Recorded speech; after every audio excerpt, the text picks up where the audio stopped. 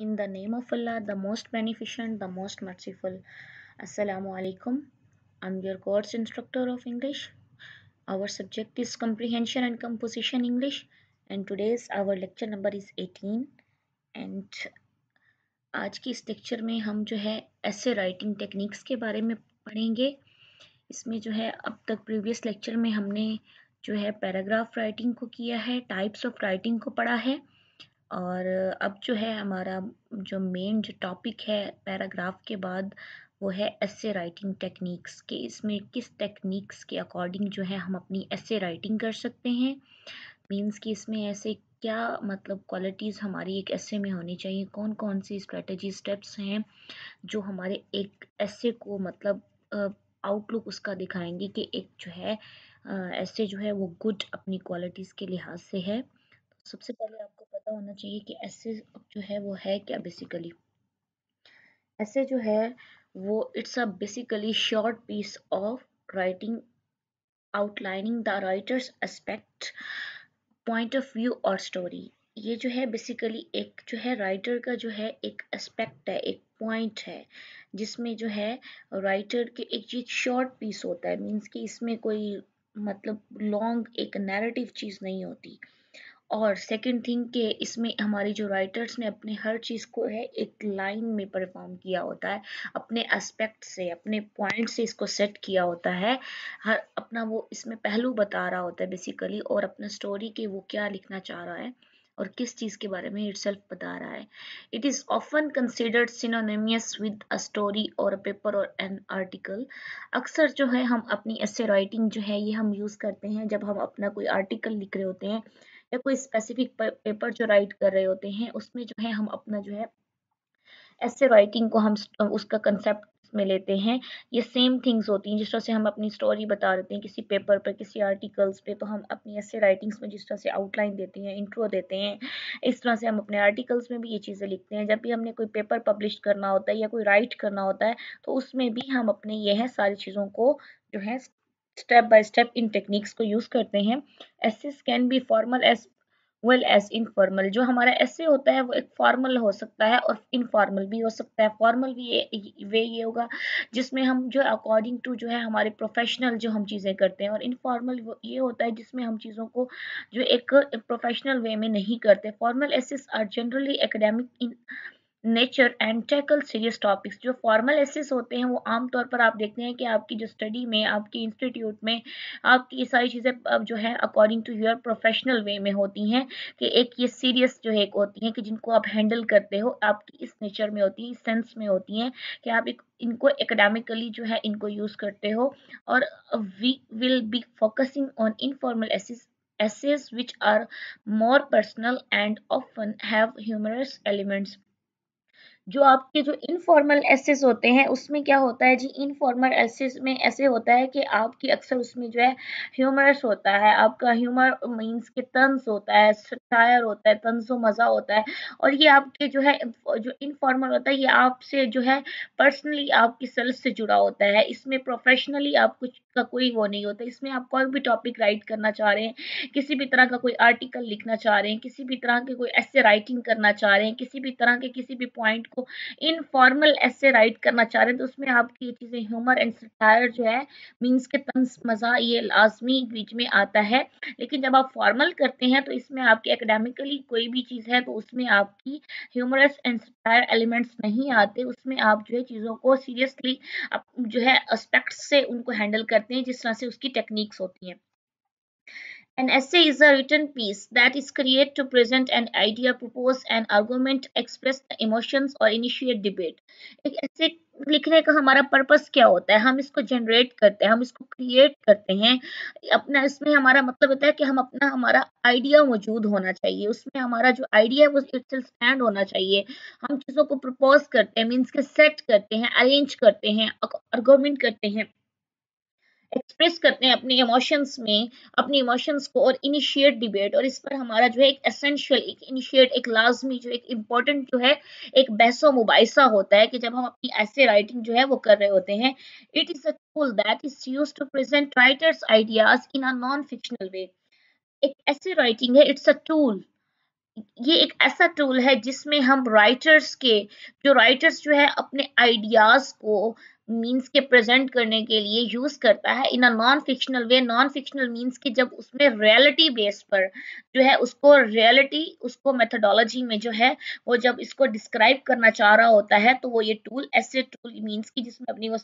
Story को बताना चाह रहा होता है तो उसको यूज करता है। Multiple applications of this type of writing go away beyond providing political program and art criticism as well as personal observations and reflections of the authors.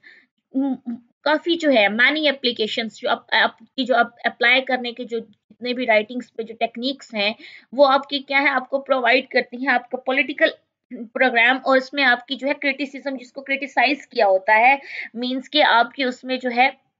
Critics ने बताया होता है कि किस तरह से आपकी पर्सनल ऑब्जर्वेशंस एंड रिफ्लेक्शंस उन चीज़ों का जो है आथर का अपना अक्स नजर आ रहा होता है अपना उसमें जो चीज़ वो बता रहा होता है उस चीज़ों का उस जिसने जिसको वो अप्लाई करता है उसमें बहुत सी एप्लीकेशंस होती हैं जिनको वो अप्लाई करता है and essays can be as short as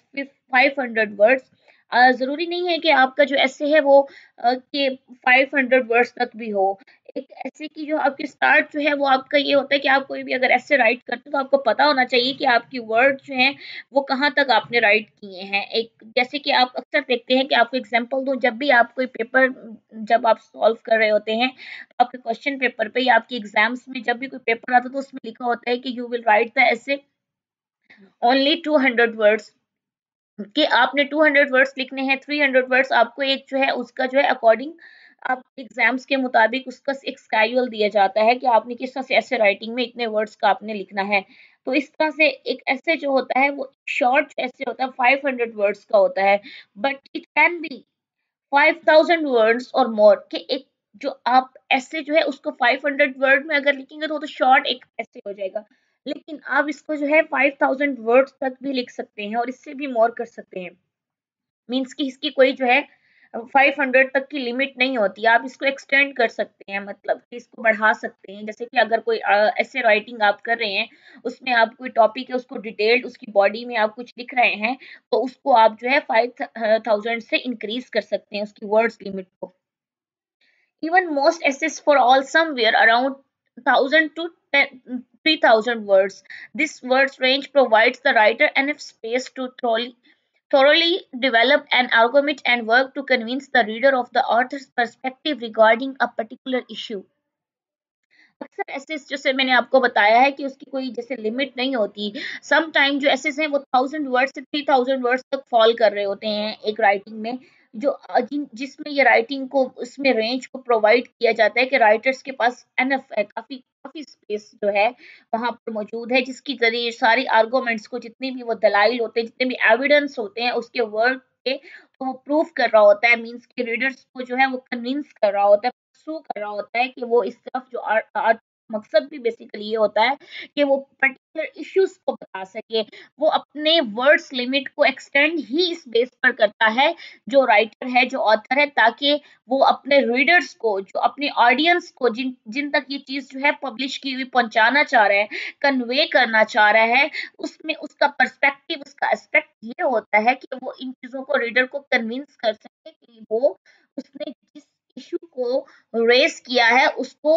proper तरीके से उसको सॉल्व किया उसको डिटेल्ड में बताया भी है। The topic of essays are limitless. जो आपके एसेस के जो टॉपिक्स होते हैं वो लिमिटलेस होते हैं मींस कि वो अनलिमिटेड होते हैं उनकी कोई लिमिट नहीं होती। They can range from the best form of government to the benefits of eating peppermint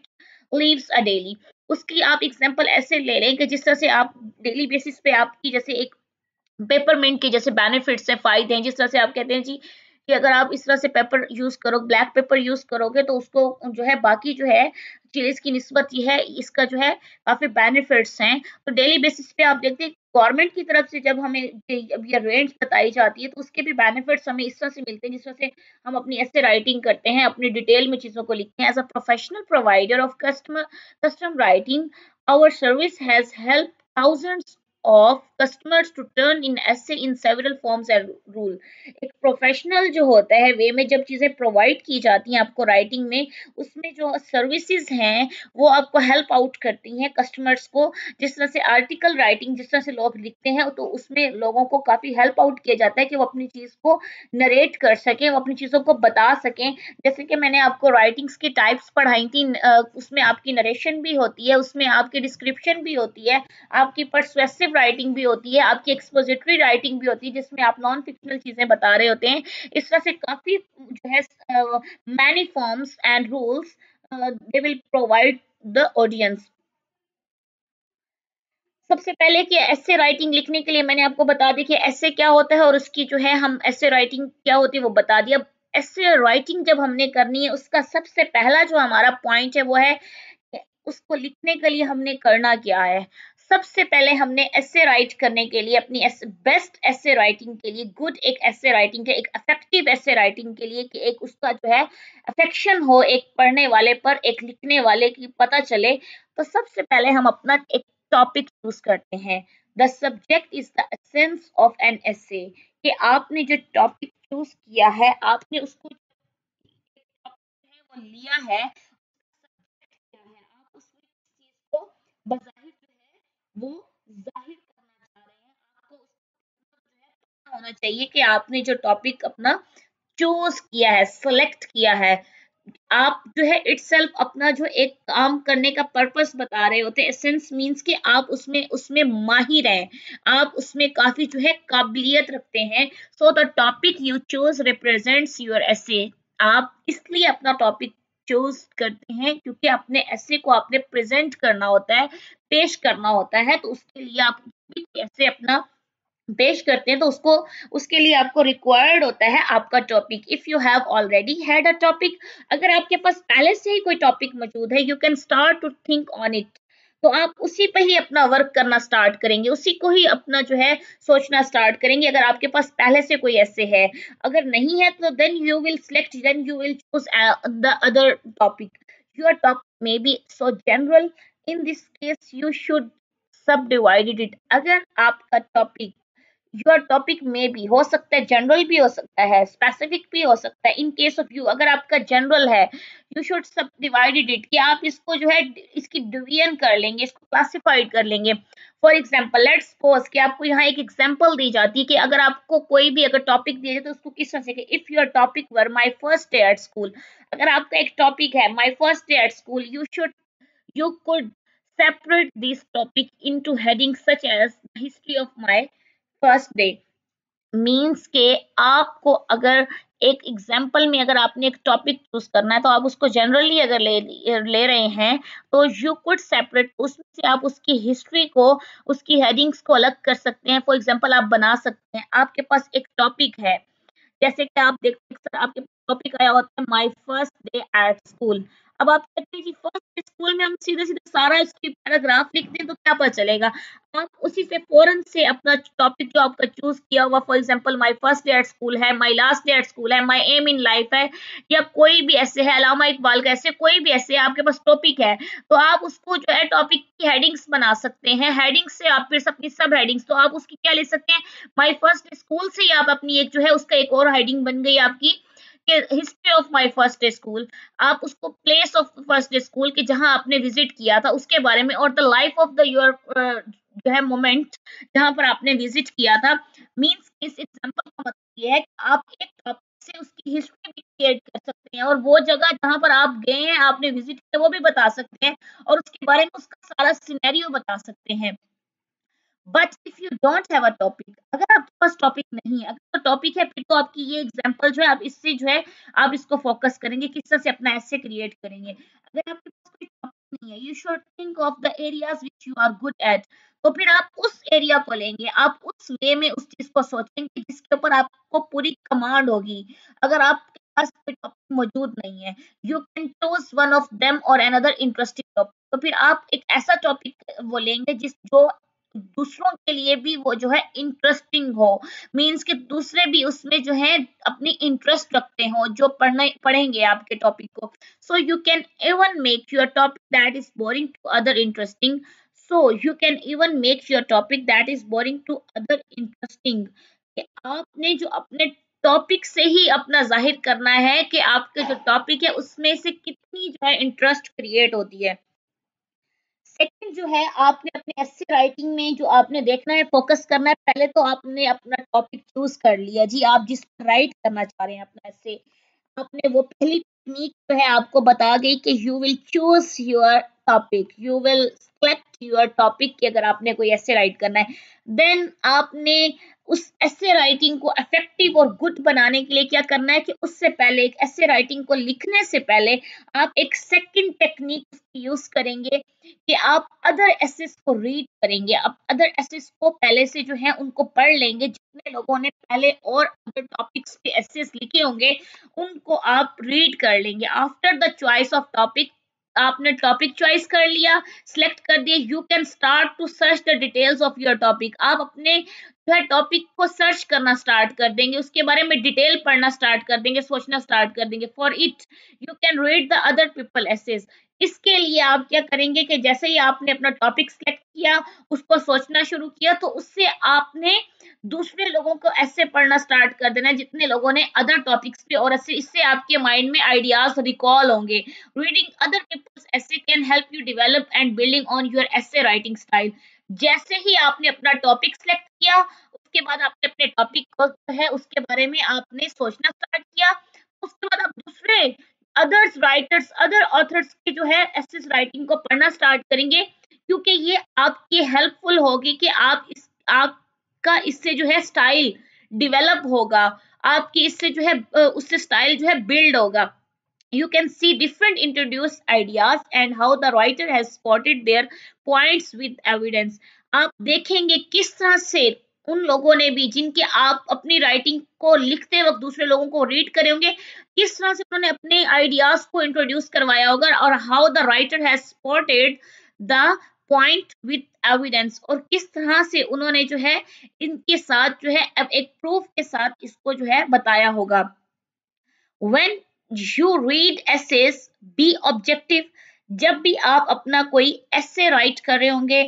you must be objective, कि आपके पास एक जो है ऑब्जेक्ट होना चाहिए, आपके पास अपना जो है एक अपना बताने के लिए जो एक गोल होना चाहिए, एक एक्शन होना चाहिए। And consider the positive and negative sides of each ideas. Means आप जब भी अपना टॉपिक लेंगे उसमें आप इस चीज को कंसीडर करेंगे, दोनों चीजों के, आपके नेगेटिव एस्पेक्ट्स भी होंगे वहां पर, और आपके वहां पर पॉजिटिव एस्पेक्ट्स भी वहां पर मौजूद होंगे। आपने वहां पर जो है अपने ऑब्जेक्टिव को जब बताना है अपने ऐसे, व्हेन यू रीड योर ऐसे, जब आप ऐसे रीड कर रहे होंगे तो उसमें आपने क्या करना है, अपने ऑब्जेक्ट्स को देखना है कि उसकी नेगेटिव साइड्स भी और इसकी पॉजिटिव साइड्स को भी देखना है। नेक्स्ट हम देखेंगे कि किस तरह से हमने जो है अपनी जो है उसकी आउटलाइन बनानी है, किस तरह से हमारे एक ऐसे की जो थर्ड टेक्निक है, कि पहली टेक्निक तो हमने देखी कि उसमें हमने अपना टॉपिक चूज करना है, सेकेंडली हमने देखा कि हमने अपना जो टॉपिक चूज कर लिया, उसके बाद हमने अदर्स पीपल्स के एसेस को किस तरह से जो है वो रीड करके उनसे आइडियाज लेने, और आइडियाज से जो है अपना जो है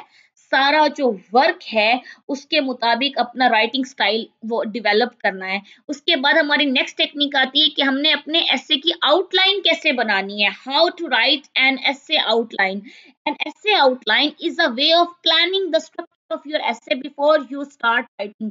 एक जो एसे की आउटलाइन होती है वो एक वे है, वो एक मेथड है, when you plan the things, when you will structure the things, कि आप जब ऐसे राइटिंग जब कर रहे हो तो उसको किस तरह से प्लान करते हो, आप उसको किस तरह से स्टार्ट करते हो। It involves writing quick summary sentences और फ्रेजेस। इसमें ये क्या शामिल होती है कि आपकी इसमें क्विक समरी, चीजों को समराइज किया जाता है, चीजों को डिटेल्ड में बताया जाता है कि आपके वहाँ सेंटेंसेस क्या यूज हुए हैं, वहां पर आपके जो है फ्रेजेस क्या यूज हुए हैं। For every point you will cover in each paragraph, giving you a picture of how your argument will unfold।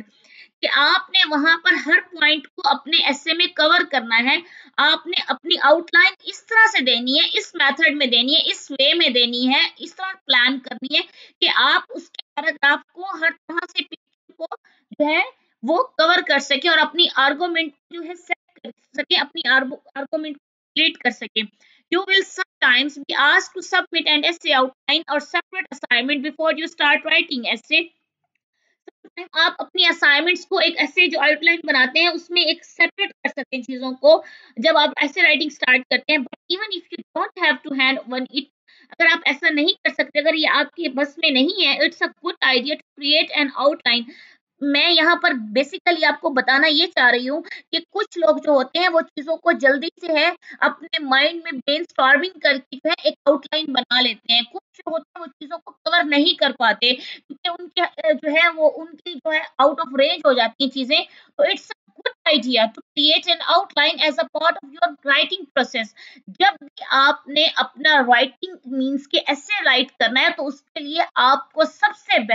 सबसे एक बेस्ट टेक्निक है कि आपने उसकी आउटलाइन बनानी है। आउटलाइन में आपका ये अगर राइटिंग प्रोसेस जो है आपका बहुत बेस्ट होगा। तो डियर फ्रेंड्स, ये जो मैंने आपको बताई है ये हमने अभी जो है इसकी हाफ टेक्निक्स पढ़ ली है। नेक्स्ट लेक्चर में इसकी बाकी जो है रिमेनिंग पार्ट्स की जो इसकी टेक्निक है इंशाल्लाह हम इसको कवर करेंगे। तो ये जो मैंने आपको ऐसे और ऐसे राइटिंग का मेथड और उसकी जो अब इस लेक्चर में टेक्निक्स बताई है, आपने भी इस प्रैक्टिस करनी है और इसी जो है राइटिंग को फॉलो करके इसी एस्पेक्ट से जो है राइटिंग स्टाइल अपना लिखना है। नेक्स्ट जो राइटिंग की टेक्निक्स है वो हम नेक्स्ट लेक्चर में पढ़ेंगे।